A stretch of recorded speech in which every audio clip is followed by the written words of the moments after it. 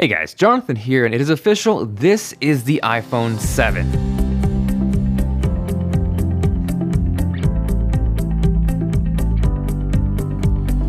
So I just got back from the chaos that was the Apple event, got a chance to see Timmy take the stage, and surprisingly announced that Apple partnered with Nintendo to bring Mario to the iPhone, which was awesome. But more importantly, there were two brand new iPhones announced, the iPhone 7 and 7 Plus. There was a ton of information and a lot to digest, so I'm gonna break it down into 10 things to know before buying. Now for those coming from the nation, welcome to the channel. I've got a chance to read a few of the comments which have been incredible, so thank you for the love. If you have no idea what's going on, myself and Philip DeFranco, who is one of my favorite YouTubers, have joined forces to give away two brand spanking new iPhone 7s. So for a chance to win one of those iPhone 7s, just make sure you're subscribed here on my channel, maybe drop a like if you're feeling extra awesome. And for a chance at that second iPhone 7, head over to Phil's channel, subscribe if you haven't yet, and check out his video, which I will link down below. We're gonna announce the winners the day the iPhone 7 comes out, so hit that subscribe button and maybe throw notifications so you don't miss out. So jumping in, the first thing that you need to know is that it's official, the headphone jack is dead. Now we had a pretty good idea that this was coming with the leaks and the rumors, but there was still that doubt and that question of would Apple actually remove the headphone jack, and yep, they did. So with that said, the iPhone 7 and 7 Plus will ship bundled with Lightning headphones. There is a Lightning to 1/8 inch adapter that's going to allow you to use standard wired headphones, and shockingly, Apple's including this with the phone and not going to charge you $78 as an accessory. Now this also led to the introduction of Apple's new AirPods, which essentially are wireless earpods. I'm not really quite sold on the looks yet, and beyond that, I can already see people losing these things. On the positive side, the removal of the headphone jack has led to stereo speakers on the iPhone 7 and 7 Plus. There's one at the top and one at the bottom. What's cool though is that it's smart enough to know whether you're holding the phone in landscape or portrait, and what that's going to do is output that stereo sound in the correct orientation. Now the next thing that you need to know is that there are two brand new colors. The first of which is jet black, which looks really nice. It's got this super sleek glossy finish, but spoiler alert, this thing is a fingerprint magnet. The second new color is simply dubbed black, but oh my god, this thing looks incredible. Not gonna lie, getting a chance to see this up close in person, I felt like Jim Carrey. It is a really pretty phone, and probably the one I will be picking up. Unfortunately, what this does mean is the death of space gray, which does make me a little sad inside because it is my current favorite color. Luckily, I think the black iPhone 7 will help me get over that, but total now, there are 5 color options for the iPhone 7 and 7 Plus: jet black, black, silver, gold, and rose gold. So next up, for the third thing that you need to know, I'm gonna hand it off to The Rock. The iPhone 7 is water resistant. Now yes, I know this isn't new, it's not revolutionary, and there are other phones that are capable of this, but if you're an iPhone user, this is fantastic news. Next up, the fourth thing that you need to know is that there is a brand new home button. So this is very similar to the MacBook trackpads, where you're not actually physically clicking a button, and what's actually happening is underneath through a Taptic engine, it's actually simulating a click. So the best way I could describe this over video is if the iPhone 7 were turned off and you press the button, nothing is gonna happen. Now getting a chance to check this out in person, it definitely was a little weird at first, but the more and more I used it, the more comfortable I felt. And as far as how it works on the MacBook, I am a huge fan of that, so I think it's a very positive thing for the iPhone 7. So following that, the fifth thing that you need to know is that the iPhone 7, or rather what's inside the iPhone 7, which is the A10 Fusion chip, is fast AF.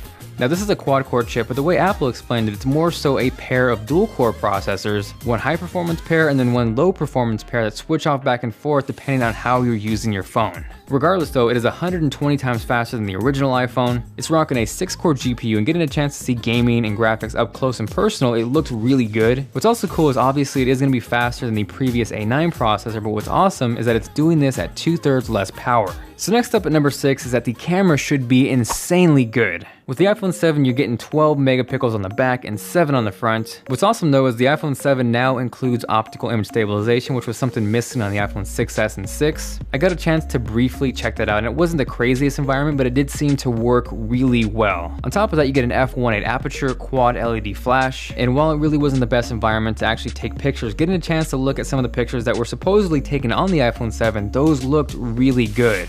Now with the iPhone 7 Plus, you're getting everything the iPhone 7 has, plus the addition of a second lens. So how it works is there's one wide-angle lens and one telephoto lens where you can switch back and forth. On top of that, what this does is gives you instant 2x optical zoom or up to 10x digital zoom. Beyond that, and again, this isn't a new feature and we've seen it on other phones, but a huge thing with the iPhone 7 Plus is the depth of field effect. What this essentially allows you to do is get that really nice blurred out background but still have your subject in focus. And again, much like the iPhone 7, seeing some of these demo pictures on the iPhone 7 in person, those looked really good. Obviously, this is something I will definitely have to test test out further when I get one in myself, but for now it definitely looks promising. Now on top of just stills, I also got a chance to check out some of the new live photos, which looked a ton better. I believe there was some sort of collaboration with Instagram to bring boomerang functionality to the live photos, which makes them flow a ton better. I also got a chance to check out some video that again was supposedly recorded with the iPhone 7, and that looked incredible. So needless to say, I am super stoked for the camera. The next up at number 7 is actually something that Apple did not include, and that is wireless charging.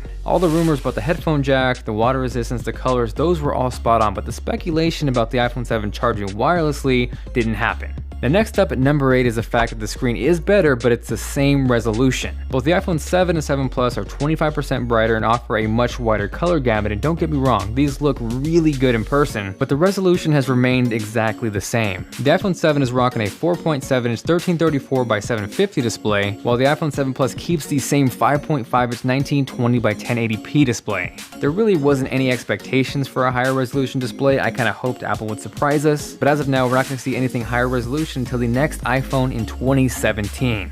Following at number 9 is the iPhone 7 and 7 Plus will have better battery life. Now this is actually fantastic news because any amount of additional battery is a good thing. The iPhone 7 will supposedly get you 2 hours more than an iPhone 6s, whereas the iPhone 7 will get you 1 hour more than a 6s Plus. In a world where phones are getting thinner and in turn that sacrifices battery life, it is nice to see the iPhone 7 not go backwards. So as far as that goes, that is definitely a win. Now lastly at number 10, and we can all celebrate with this one, is the fact that 16GB iPhones are finally dead. So with the iPhone 7 and 7 Plus, you're looking at 32GB as the base model, and then from there it jumps all the way up to 128 or 256 gigs. Now unfortunately, if you want that jet black glossy fingerprint magnet, you're gonna need to spend more money to get it because it is not available on the 32GB model. Now pre-orders start September 9th at 12:01 a.m. Pacific, so if you're East Coast or somewhere else, you're gonna have to stay up late. And as far as when they hit the stores, that is September 16th, which is right around the corner. Aside from that, thank you guys very much for watching. Subscribe if you haven't yet for a chance to win an iPhone 7. Check out Philly D's video below for a chance at that second iPhone, and I will catch you guys later.